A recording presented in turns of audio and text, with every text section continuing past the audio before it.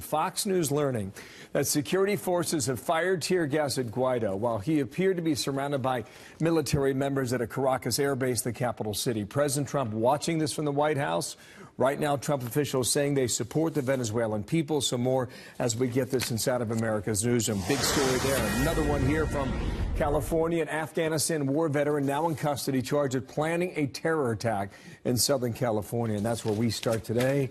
Busy 3 hours ahead. I'm Bill Hammer. Welcome to Tuesday Live here in New York City. Sandra, nice to see you. Good morning. Great to be back together, Bill. I'm Sandra Smith. Federal prosecutors say 26-year-old Mark Domingo planned to commit mass murder at a white nationalist rally in Long Beach, California, in retaliation for the deadly attacks on two New Zealand mosques. The U.S. attorney in California laying out the plot. At times, Mr. Domingo said that he wanted to kill Jews as they walked to synagogue. At other times, he said he wanted to kill and target police officers, attack a military facility, or attack crowds at the Santa Monica Pier. All of these plans were related to Mr. Domingo's stated belief in violent jihad and that Americans should pay for attacks on Muslims around the world. Chief Correspondent Jonathan Hunt live in Los Angeles with more. Jonathan? Good morning, Sandra. Mark Stephen Domingo is 26 years old, an infantryman who served in combat and, according to prosecutors, wanted, in his words, to give Americans, quote, a taste of the terror they gladly spread all over the world. Mr. Domingo repeatedly spoke about becoming a martyr, and at one point he said he would pledge allegiance to ISIS if they managed to create a presence in the United States. Investigators say Domingo posted an online message on March 3rd saying that, quote, America needs another Vegas event, an apparent reference to the 2017 mass shooting in Las Vegas that killed 59 people. He then began discussing seeking revenge for the New Zealand mosque shootings that killed 50 people. At that point, an FBI informant began talking with him online about his plans. Domingo allegedly talked about bombing the busy Santa Monica Pier and then settled on attacking a planned white nationalist rally due to take place in Long Beach this past weekend. He bought 8 pounds of nails for a bomb and handed them to a man he believed to be a bomb maker, but who was actually an undercover police officer. He was arrested just 2 days before his planned attack after he was given the bombs that he believed to be real and began surveying the area where he intended to set them off. The U.S. attorney in charge of this case described Domingo as a man who was, quote, consumed with hate and bent on mass murder. The U.S. attorney also praising the joint effort by law enforcement agencies to identify Domingo and prevent what prosecutors called a chilling terror plot that could have killed hundreds of innocent Americans. Sandra? Jonathan Hunt, thank you. I want to get back to this attempted military coup right now underway in Venezuela. Opposition leader by the name of Juan Guaido has declared what he considers the final phase of his plan to oust the Maduro regime. Now, he is calling for a military uprising, but how the military is responding is a bit of an open question right now. The Trump administration has said repeatedly it supports the Venezuelan people. Here's a statement a moment ago has been provided to Fox News, attributable to Sarah Sanders of the White House. The president has consulted with his national security team and leaders in the region who share his concern, and this designation is working its way through the internal process. That according to Sarah Sanders a moment ago, Sandra. On a 3-minute video he posted to his Twitter account, Juan Guaido saying the moment is now, calling for the military uprising, saying the national armed forces have taken the correct decision and they can count on the support of the people of Venezuela. He said the moment is now for all Venezuelans, those in uniform and those who are not. Everyone should come to the streets in peace. He added on Twitter, we must all mobilize. It is time to conquer freedom. This is all happening now. It's a developing situation on the ground in Venezuela. Tough to say how many people are responding to his call. The Socialist Party boss there in Caracas fellow by the name of Diosdado Cabela, downplaying the significance of this rebellion that we've been watching now for the better part of 2 hours, saying that Caracas is in complete calm. Big city, big country, northern part of the country. You see where the military base is, just east or just on the outskirts of the capital city, Caracas there. Marco Rubio, the senator, also issuing a statement acknowledging the military efforts on the ground there. He says, as usual, the Maduro regime, with the help of China technicians, has taken down all social media access inside Venezuela. Adding to that, Bill, we also know that they have Maduro has shut down all public transit in Caracas and the surrounding areas. So they have literally had to take to the streets to mobilize. What started this was the Twitter video that was posted, I'm gonna guess 3 hours ago at this point, where Guaido was saying we must all mobilize. It's time to conquer freedom. Now, minutes after that video was shared that you're watching right now on the screen, the Venezuelan government said it would put down this, quote, small coup attempt by what it considered military traitors. Then the communications minister, a fellow by the name of Jorge Rodriguez on Twitter, called on all the people of Venezuela to remain on high alert alongside the glorious Bolivian National Armed Forces to defeat this coup attempt and preserve the peace. Quote, in Spanish now, we will win, end quote. The use of tear gas, we mentioned earlier, was fired at a highway overpass near the Caracas Air Base, where Guaido and several heavily armed soldiers with blue bands wrapped around their forearms had been standing guard. The tear gas appeared to have been fired from inside the airbase. More people are gathering there, and going back to what we heard from Rubio earlier, here's the tweet: after years of suffering, freedom is waiting for people of Venezuela. Do not let them take this opportunity from you. He writes, now is the moment to take to the streets in support of your legitimate constitutional government. Do not allow this moment to slip away. It may not come again. Just to repeat now, people of Venezuela, he said, it's necessary we go out together to the streets to support the democratic forces and to recover our freedom, organize and together mobilize the main military units. We will see who responds. Kellyanne Conway with me now live from the North Lawn, and thank you for your time. Just trying to piece this together in the country of Venezuela. What can you tell us? I know you just got out of a briefing there at the White House. What's happening in Venezuela, Kellyanne? Good morning, Bill, and thanks for your indulgence there, Sandra, too. So, as you know, we stand with the people of Venezuela, and it's time for Maduro to go. We made that very clear. We certainly support a peaceful transition. You've seen tweets just in the last few minutes from Secretary of State Pompeo, obviously Senator Rubio, Ambassador Bolton, the NSC. And we want to review for you in quick order what Maduro has done to his people. He has starved them. He has denied them food and medicine and basic meeting of humanitarian needs. It's time for him to go. We know Chavez was in power for about 20 years. These things take time. This has gone on for about 3 months with Juan Guaido, but we support the people of Venezuela, and that is why we in the United States have tried to deliver so many supplies just to meet their basic needs. 3 million Venezuelans have fled to neighboring countries like Colombia and Brazil. The average Venezuelan lost more than 20 pounds over the last year alone. This is a disgrace against humanity, and I think that Secretary of State Pompeo put it best in his recent tweet where he said this is Operación Libertad, and that we're going to stand with the people until, of course, they are free. And they are free from the grips of this madman in power, Maduro. Two specific questions, and one, Guaido is appealing to the military. Do you know if the military is responding to his call at this early hour, Kellyanne? That I'm not going to comment on. I'm just going to say that we believe that there can be a peaceful transition of power, and that you've seen the Maduros around the world who just cling to their power, no matter how they've treated their own people.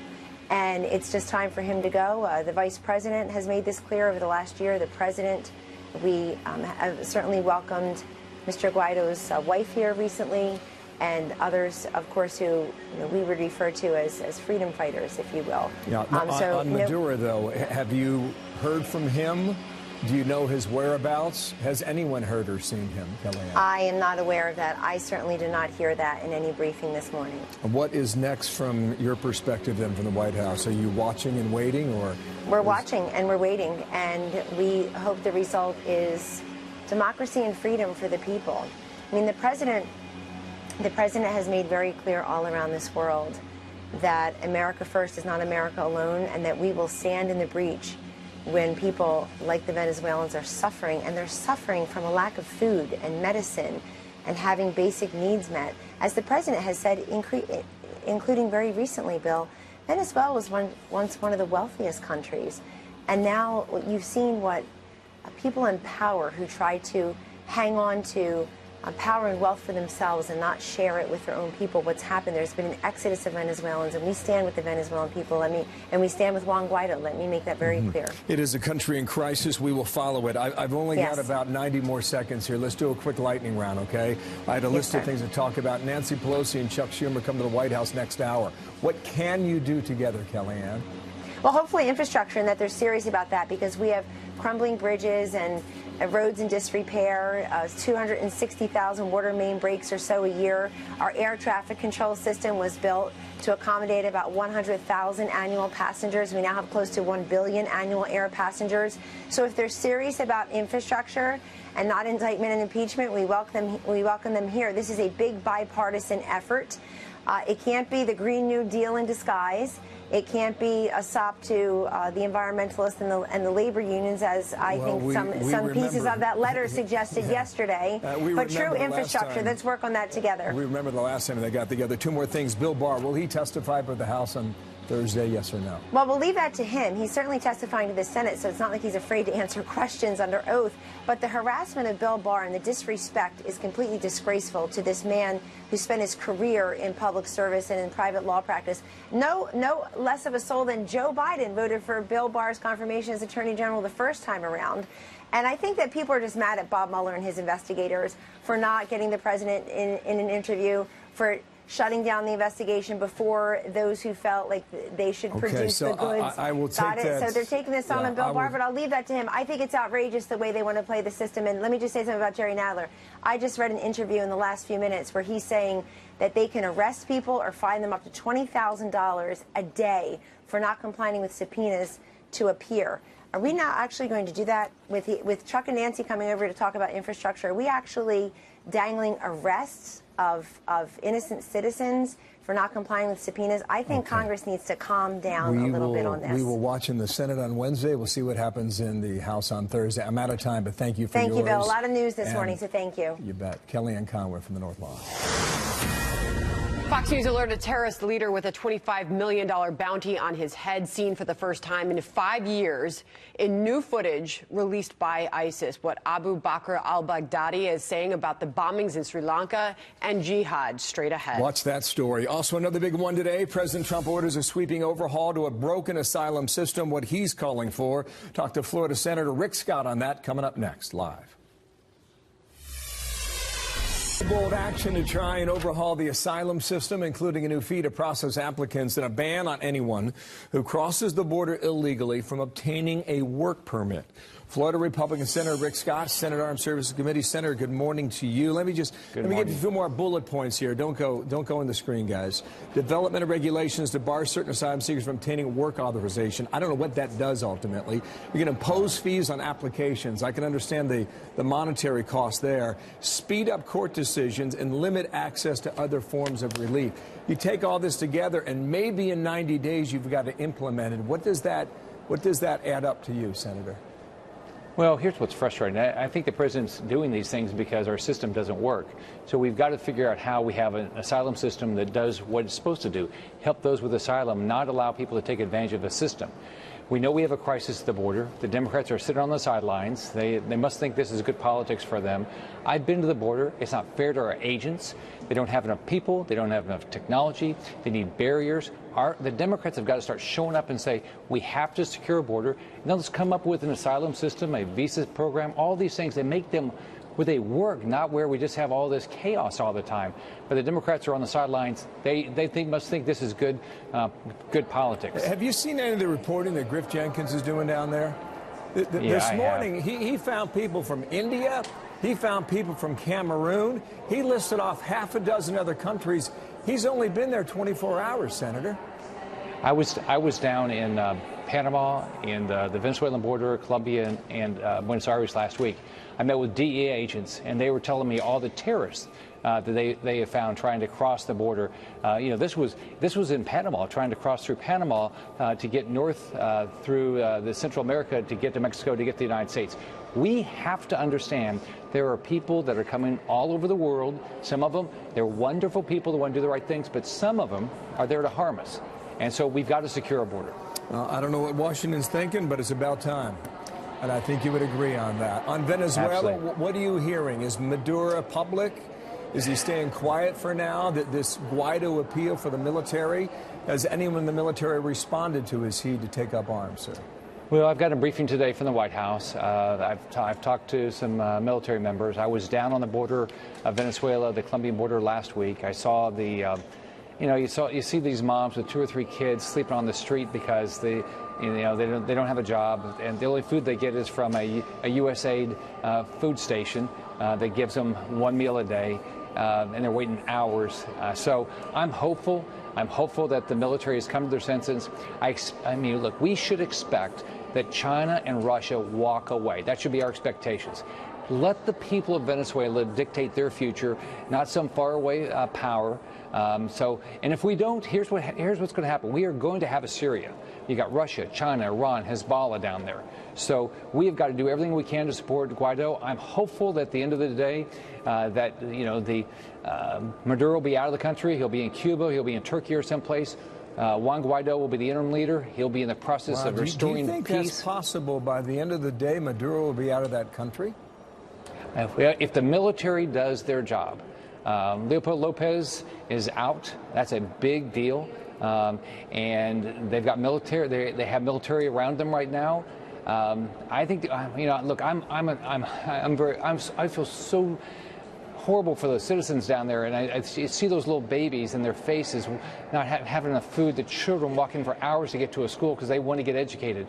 We have got to do everything we can, whether it's we got to use our military to get humanitarian aid in, but today, I pray to God that Juan Guaido is the interim leader, or is the leader at the end of the day, and Maduro is living someplace else. That's a live image left of your screen there. Kellyanne Conway just talked about the possibility of a peaceful transition.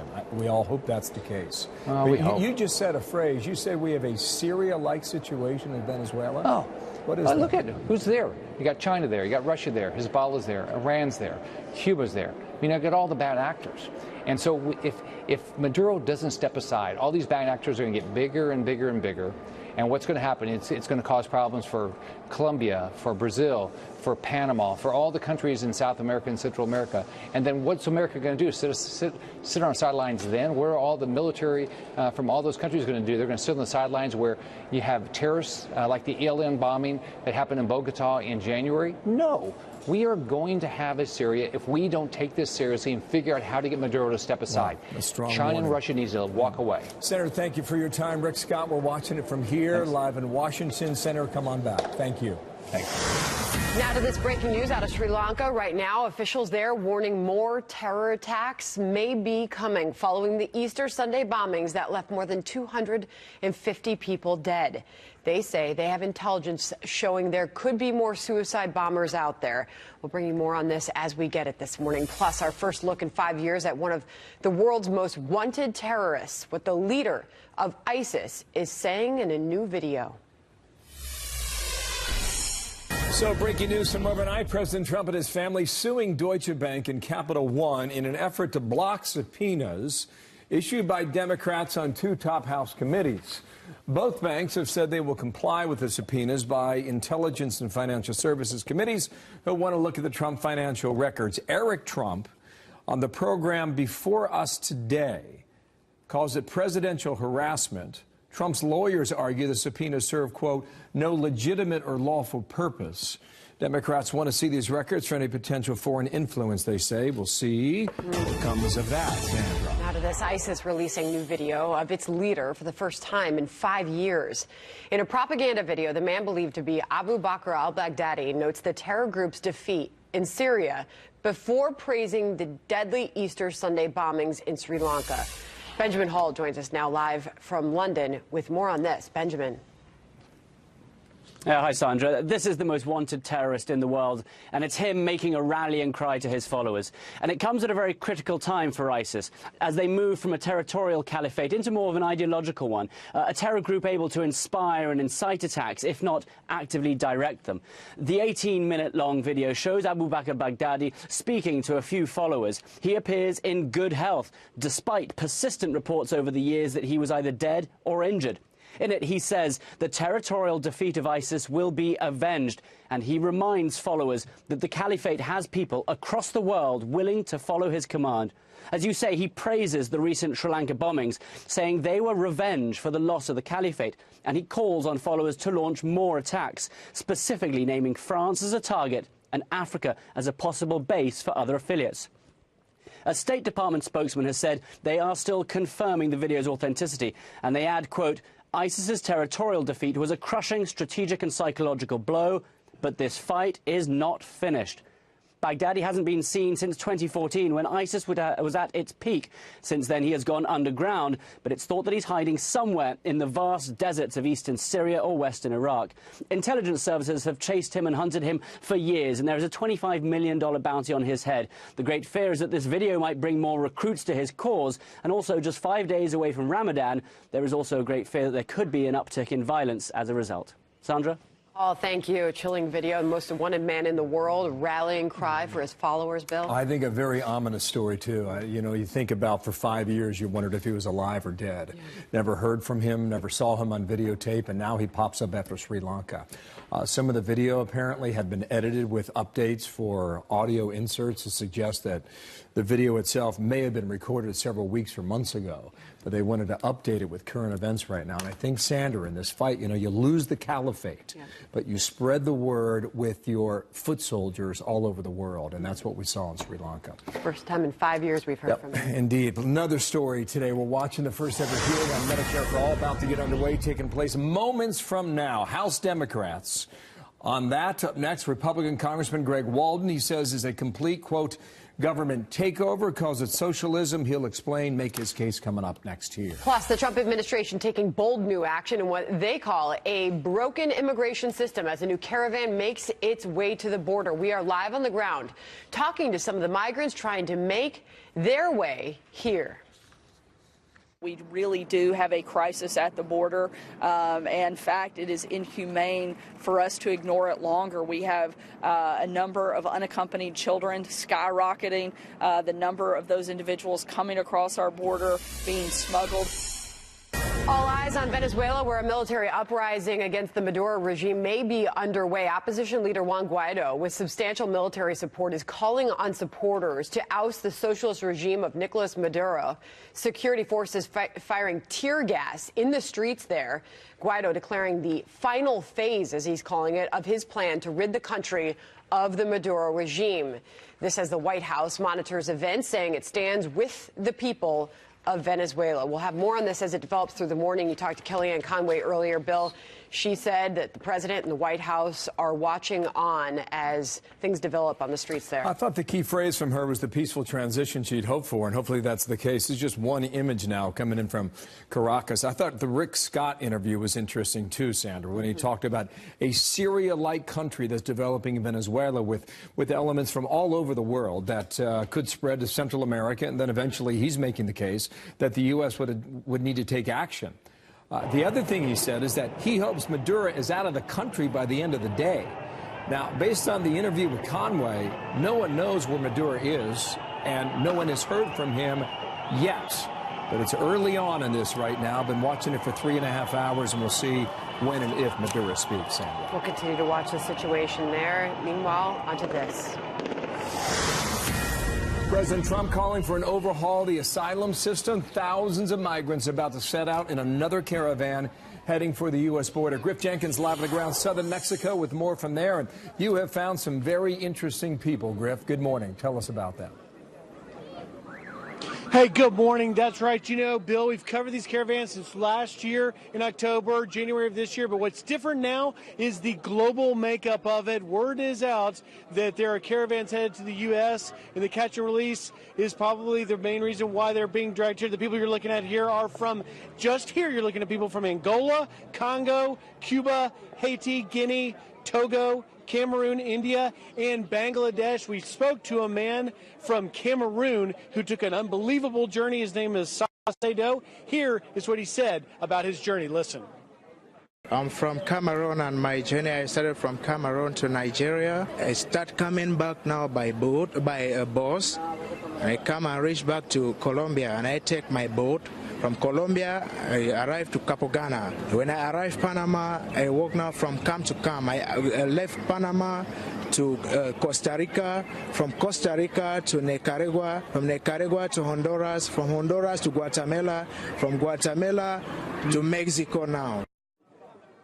An unbelievable journey, Bill. Safa Saido said he battled crocodiles in the Panamanian jungle. This, by the way, is the shelter where there was an escape of about 1,300 migrants at the end of last week, and no one's seen inside until now. We have these exclusive photos. You can see the overcrowding and the unsanitary conditions of which they're living. A lot of the people here behind us don't necessarily want to go in. They just want to get a 20-day visa to try and make their way up north. Bill? It's remarkable stuff. Griff Jenkins thanks Southern Mexico again today.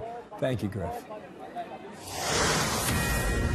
The best way to go forward, in my view, is through a Medicare for All single-payer program. Now, I say Medicare for all, expanding health care, lowering costs. I believe the solution, and I'm actually feel very strongly about this, is that we need to have Medicare for all.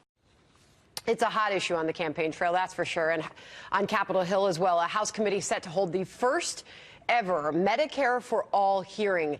Moments from now, lawmakers considering a proposal to provide coverage for anyone living in the United States within 2 years. The ambitious legislation does not have the full support of the Democratic Party, though. Republicans slamming it as a complete government takeover of health care, some even calling it socialism. Let's bring in Oregon Congressman Greg Walden, a Republican who sits on the Energy and Commerce Committee. Based on what you know so far and the proposals that are out there for Medicare for All, Congressman, we can throw it up on the screen.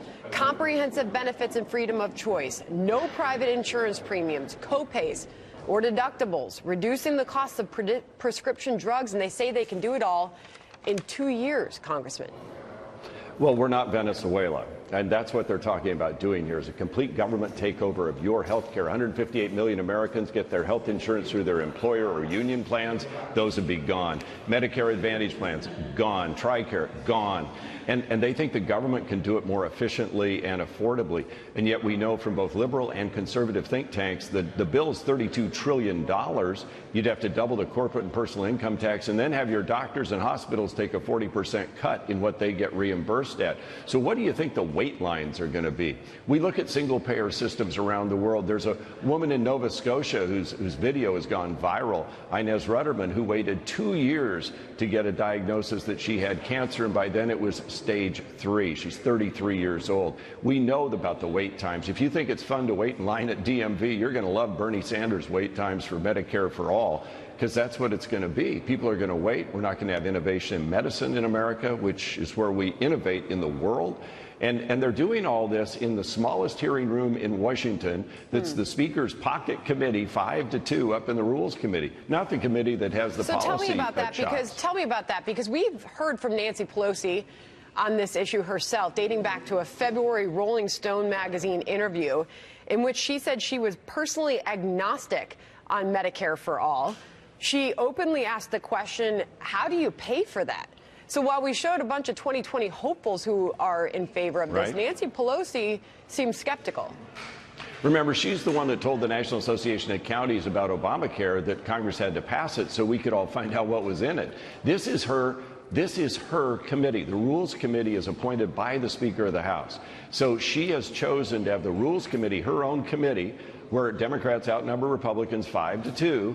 They're the ones doing the hearing. The Energy and Commerce Committee that I chaired under Republican majority in the last 2 years, that's where you got over 50 members, big hearing room, lots of opportunity for the public to participate. That's not where the hearing is. I've asked for a hearing on Medicare for All, and the Democrats won't do it in the committee that has the policy chops and the jurisdiction to do it. They're doing it up in the Rules Committee. This is unprecedented, and it's the wrong way to approach a complete government takeover of our health care system. So, in addition to 2020 hopefuls, and we were showing some images of Alexandria Ocasio-Cortez, the freshman congresswoman there, because this legislation secured the backing of more than 100 congressional co-sponsors, including Alexandria Ocasio-Cortez, Ilhan Omar, Pete Buttigieg, Cory Booker, Kamala Harris, Kirsten Gillibrand, Bernie Sanders, Elizabeth Warren. Some of them have fully endorsed the proposal that is out there. Amy Klobuchar has instead supported only a public option, Congressman. It's also a great admission, isn't it, on their part, that Obamacare is not working for so many Americans. So what they want to do is double down on that concept and make it all government run. Well, you know, we've got government run systems, and while the VA does help veterans, every member of Congress, I would argue, has one or two staff people that spend full time trying to get their veterans in their district access to timely care in the VA. That's the kind of system you're going to end up with here, and I think those delays will cost lives, as we know they do in other countries with single-payer systems. So, it's a great bumper sticker. It's an expensive solution. Just as far as what's going to actually happen in this first ever hearing on Medicare for All, Republicans have invited a couple witnesses, including Charles Blehaus. He's from George Mason University. He's a senior researcher there. He plans to answer the question that Nancy Pelosi asked, how do you pay for that? He is suggesting in a study that this would increase government health care spending by over $32 trillion over a 10-year period, lead to historic tax increases. And those tax increases, he says, would only recoup about $2 trillion worth. So we will hear from some of them in that hearing room. But, Congressman, I would press you then. What is the Republican solution then? Oh, I think we've had several, and one is to take some of the models out of states where they come in, and my state does this, Maine does this, Maryland does this, buy down high-cost patient costs through reinsurance programs. Those can work if they're designed correctly. I want to go after costs of health care. If I'd remained as chairman, if the Republicans had stayed in the majority, that was our focus, to get drug costs down, to find out why hospital costs are so high. Look at every part of this medical industrial complex, because at the end of the day, we're all paying more out of pocket when we go to get our drugs or pay our bills through higher and higher copays and deductibles, and we need to figure out why that system is costing Americans so much and go after the cost drivers, not turn it all over to government, which we know is not the most efficient way to run anything. All right, Congressman Greg Walden, we all look forward to seeing what comes out of this hearing this morning, happening a short time from now. We appreciate your time ahead of that this morning. Thank you, sir. Glad to be with you. Thank you. Kind of a funny moment here.